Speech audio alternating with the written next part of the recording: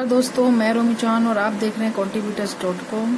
Corona को लेकर पूरे देश में लॉकडाउन जारी है और इस लॉकडाउन में सबसे ज़्यादा असर पड़ रहा है मजदूर तबके के लोगों पर। तो उन मजदूर तबके के लोगों के गरीब लोगों के बीच में हमने जानना चाहा जाकर कि क्या वहाँ पर कोई भी नेता उनकी मदद के लिए इस टाइम आ रहे हैं, उनकी परेशानियाँ सुन रहे हैं। तो वहाँ हमें अधिकतर क्षेत्रों में जानने को मिला कि वहाँ पर नेता मदद के लिए नहीं आ रहे हैं। तो आज हमारे साथ जुड़े हुए संजय शर्मा जी, इसी मुद्दे को लेकर हम उनसे बात करेंगे कि इस टाइम जब जनता को सबसे ज़्यादा ज़रूरत है नेताओं की, कि उनकी बात सुनने के लिए कोई नेता उनके पास आए, तो आज के टाइम में वो नेता कहाँ है। तो आइए बात करते हैं संजय शर्मा जी के साथ। रोमी जी, आज का आपका जो सवाल है कि क्राइसिस के समय हमारी लीडरशिप जो है वो हमारे सामने नहीं दिखाई देती है, और इस बात को लेकर के आपने चिंता व्यक्त किया कि जैसे अभी ये कोरोना क्राइसिस के टाइम पे लेबर मजदूर सड़क पे घूम रहे हैं और उनको ये नहीं पता है कि किस जगह जाना है और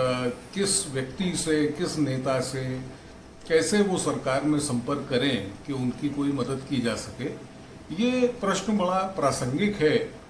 और आज के समय में तो इसकी विशेष महत्ता है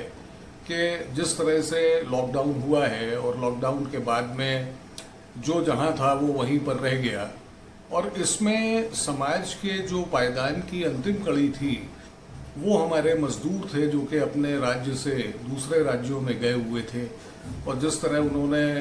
वहां पर जाकर के छोटे छोटे काम करके उन राज्यों की प्रगति में अपना योगदान दिया। किंतु जब लौटने का वक्त था, जब क्राइसिस थी, तो उन्हें ये भी नहीं पता था कि वो अपने घर कैसे जा सके। चूंकि सरकार ने लॉकडाउन किया था तो किसी के पास में कोई समय पहले से तैयारी करने का नहीं था। अब यहाँ प्रश्न ये उठता है कि हमारे जो लीडर्स हैं वो ऐसे समय पे कहाँ थे। देखिए, किसी व्यक्ति विशेष के बारे में ये समय कहने का नहीं है, क्योंकि जब सिस्टम पूरी तरह से बंद होता है तो ऐसी स्थिति में ये पहली बार हुआ है कि पूरे देश को लॉकडाउन किया गया। ये कोई किसी की दुकान तो थी नहीं कि शटर डाउन कर दिया और आज से दुकान बंद हो गई। ये 130-135 करोड़ लोगों का देश है, और निश्चित रूप से नेतृत्व को ये मालूम होना चाहिए कि जो देश के अलग अलग स्थानों के लोग हैं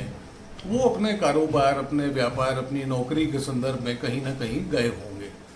अब जो जहां था वो वहां पर फंस गया। इसमें प्रश्न अगर ये किया जाए कि लोकल लीडरशिप या स्टेट की लीडरशिप या राष्ट्र की लीडरशिप कहाँ पे है और कैसे मदद कर सकती है, तो ये बड़ा कठिन सा एक प्रश्न है।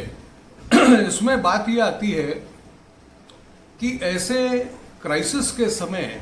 व्यक्ति को काम नहीं करना होता है। एक सिस्टम होता है जो सिस्टम के अंतर्गत पूरा देश संचालित किया जाता है। हमारे यहाँ जैसे डिजास्टर को लेकर के एक्ट बनाया गया, महामारी को लेकर के एक्ट बनाया गया, तो ये एक्ट तो अपने स्थान पर थे कि जब कभी भी कोई डिजास्टर हो जाए, कोई एपिडेमिक हो जाए, पैंडेमिक हो जाए, तो उस समय सरकार के पास में ये कानून है और इस तरह से उसका उपयोग करके वो चीज़ों को संभालने में अपना योगदान कर सकती है। लेकिन इसके पैरेलल जो या इसके बैकएंड पे जो एक सपोर्ट सिस्टम होना चाहिए था, वो सिस्टम डेवलप अभी तक नहीं है। और ऐसी स्थिति में भारत तो क्या, विश्व में कहीं पर भी अगर इतनी बड़ी आबादी का एक्सोडस हो और उस आबादी को ये कहा जाए कि मूव कराना है, तो ये बड़ी बड़ी सरकारों के बस की बात नहीं है। और विशेष रूप से हम विश्व में दूसरी जनसंख्या वाले देश हैं, तो इसलिए ये चीज़ तो होना संभव ही नहीं था। लेकिन इन परिस्थितियों में आगे आने वाले समय में हमारे लिए एक लर्निंग भी है और आगे के लिए विशेष रूप से प्लानिंग करने का समय है। सरकार को चाहिए कि इस तरह के डेटाबेस, जिसमें अगर एक व्यक्ति अपने राज्य को छोड़ करके दूसरे राज्य में कोई काम करने के लिए जाता है, तो उसको वहाँ पर स्टेट के हिसाब से कोई भी एक सीरियल नंबर है या कोई एक ऐसा नंबर उसको अलॉट किया जाए जिसमें उसको सारी डिटेल्स वहाँ पर रजिस्टर कराना पड़े, और उस राज्य की सरकार के पास में भी ये डेटा रहे कि ये व्यक्ति हमारे राज्य में किसी दूसरे राज्य से आकर के कारोबार या अपना नौकरी कर रहा है। तो ये एक नए सिस्टम को क्रिएट करने वाली बात होगी। रही बात अगर हम ये सोचें कि हमारे यहाँ का सभासद कहाँ चला गया, विधायक कहाँ चला गया या सांसद कहाँ पर है, तो व्यक्ति ऐसे समय पर काम करने में सक्षम नहीं होता है। हम बहुत भाग्यशाली लोग हैं कि हमारे यहाँ की जो व्यवस्था है, अगर उसको देखा जाए तो वो गांव के स्तर से लगा करके शुरू होती है, जिसमें ग्राम प्रधान होता है, इसके बाद ग्राम प्रधान के बाद ऊपर चलते हैं तो हमारे यहाँ ब्लॉक होता है, ब्लॉक के बाद में धीरे धीरे ऊपर बढ़ते हैं तो जो आपका डिस्ट्रिक्ट का लेवल आता है, डिस्ट्रिक्ट के लेवल के बाद स्टेट और स्टेट के बाद में देश का लेवल है।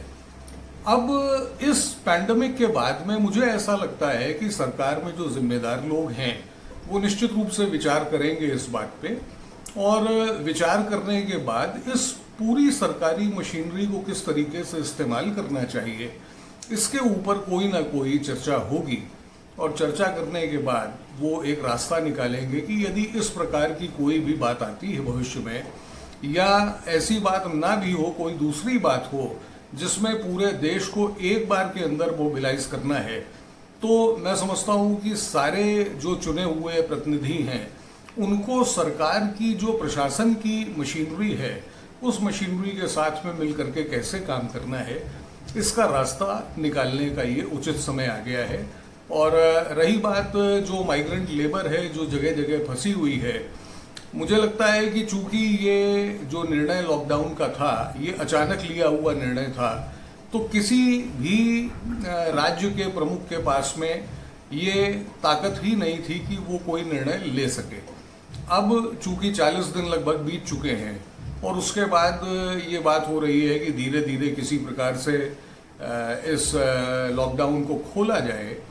तो थोड़ी ऐसी बातें ऐसी भी हैं कि जब लॉकडाउन खोलने की बात चल रही है तो वहीं लेबर्स को, श्रमिकों को वापस करने की बात हो रही है। तो मुझे ऐसा लगता है कि बहुत सारा कंफ्यूजन अभी भी है। अब इसमें मजदूरों की अपनी प्रॉब्लम्स है कि वो अपने घर भी जाना चाहते हैं, सरकार भी चाहती है कि इस तरह का जो अव्यवस्था फैली हुई है इसको किसी प्रकार से सुधारा जाए। लेकिन एक बार तो मुझे लगता है कि सारा सिस्टम पूरी तरह से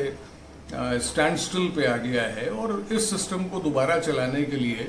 बहुत बड़े प्रयास की आवश्यकता होगी, जिसमें आर्थिक प्रयास भी शामिल होंगे। और मुझे लगता है कि बहुत सारे चैलेंजेस आने वाले हैं और हम सबको उस बात के लिए तैयार रहना चाहिए। धन्यवाद।